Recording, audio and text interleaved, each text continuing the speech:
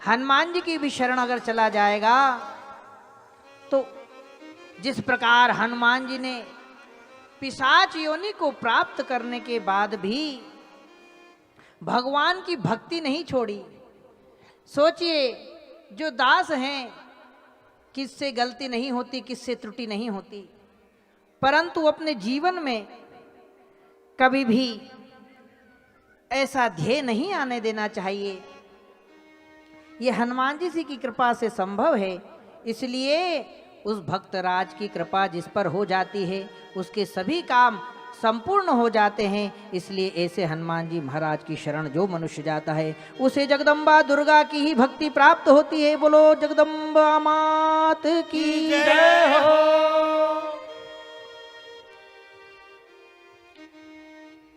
ऐसी कृपा करे कि मैया, इसलिए आप उनकी शरण में भी जाएं तो ये प्रार्थना करें कि मैया, हमारी मैया की जो भक्ति है, मेरे इष्ट की जो मैं उपासना कर रहा हूं, कभी भी ये मन में हमारे भय नहीं आना चाहिए कि मैं हनुमान की भक्ति कैसे करूं। मैं तो दुर्गा की इष्ट साधन हूं। अगर मैं दुर्गा जी को भजती हूं तो क्या मुझे शिव का पूजन करना चाहिए? अगर मेरे इष्ट शिव हैं तो क्या मुझे राम की सेवा करना चाहिए? अगर मेरे इष्ट राम हैं तो क्या मुझे श्याम के यहाँ जाना चाहिए कि नहीं जाना चाहिए? कल ही हमारे पास प्रश्न एक आया था कि हम देवी के उपासक हैं तो हमको वृंदावन जाना चाहिए कि नहीं जाना चाहिए?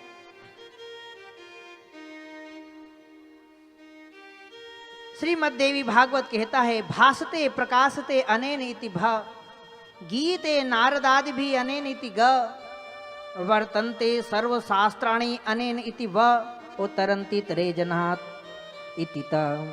बोली जगदम्ब मात की जय हो। जो ब्रह्म को भाषित करती है, तो आप ये क्यों नहीं समझते कि जो इष्ट आपके हृदय में रहता है,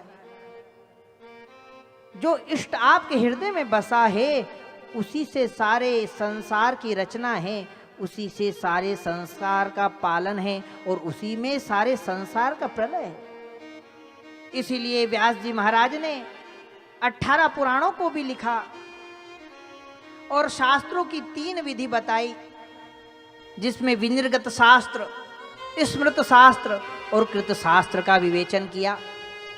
जो ब्रह्मा जी के द्वारा वेद आदि हुए वो विनिर्गत शास्त्र थे, जो व्यास जी महाराज ने लिखे वो स्मृत शास्त्र कहलाए, और जो तुलसीदास जी की रामायण आदि आप पढ़ते हैं वो कृत शास्त्र कहलाता है। इसी प्रकार भगवती की उपासना सारे ही इष्टों को प्रबल करती है।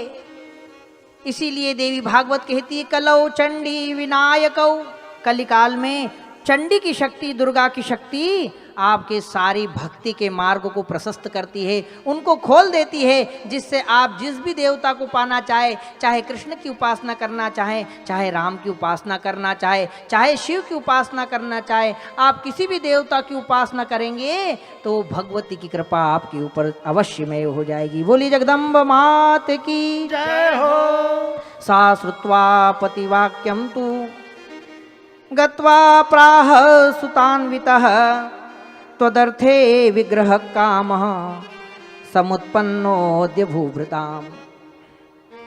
आगे श्रीमद् देवी भागवत में भस्म की महिमा का वर्णन आया है। कहा, द्वितीयस्ते पति पश्चात भविता कलहे सति तस्मा सुदर्शनम त्यक्त्वा वरयान्यं नृपोत्तमम्। जब भगवती का शरीर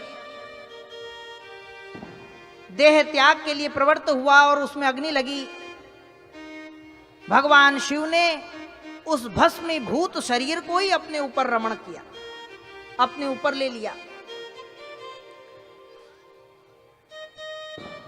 भगवान शिव ने जब सती को अपने कंधे पर डालकर दौड़े तो भगवान उस भस्म से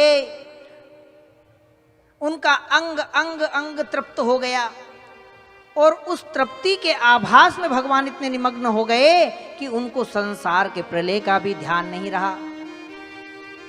तब भगवान विष्णु ने अपने सुदर्शन चक्र से उनके शरीर के 52 खंड किए। वो 52 खंड 52 शक्ति पीठों के रूप में पृथ्वी पर आकर गिरे जहां जहां भगवती के जो अंग गिरे वो शक्ति पीठे बन गई।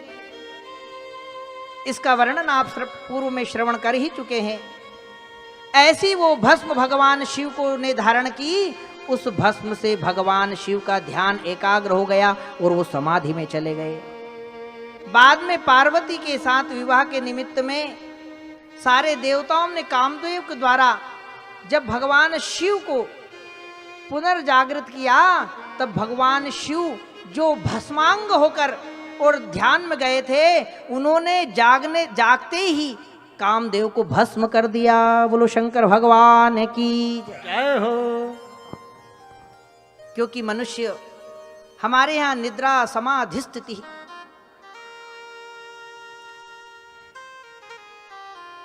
निद्रा भी हमारे यहां समाधि है। इसीलिए निद्रा के विषय में कहा है कि जब मनुष्य सोने जावे, अपनी निद्रा को प्राप्त करने जावे, तो उसको समाधि बना ले। और वो समाधि कैसे बनेगी? जब आप सोने लगो तो अपने इष्ट का ध्यान करके आपको सोना चाहिए। तो आप जब उठोगे तब तक भी आप इष्ट की उपासना में ही रमण करते रहोगे। ये निद्रा का विधान है।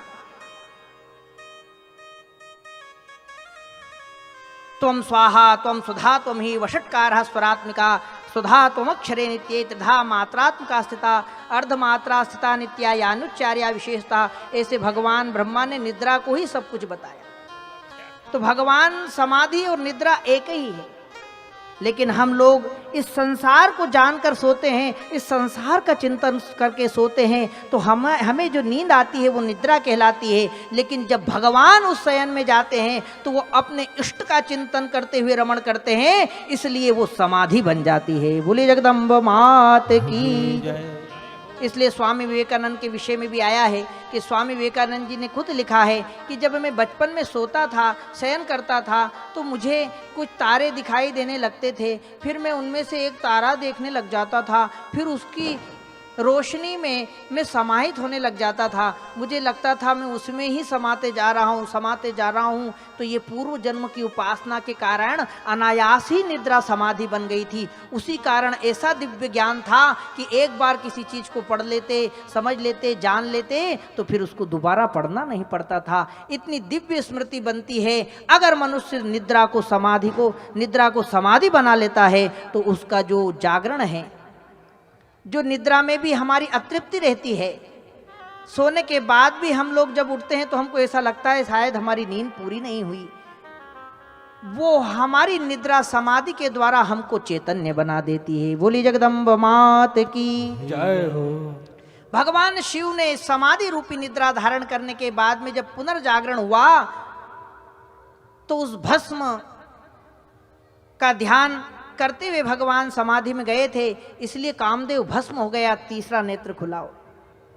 उसका कारण यह था, उनके सामने जो आया वो भस्म हो गया। क्योंकि भगवान की समाधि कोई साधारण समाधि नहीं है। और वो भस्म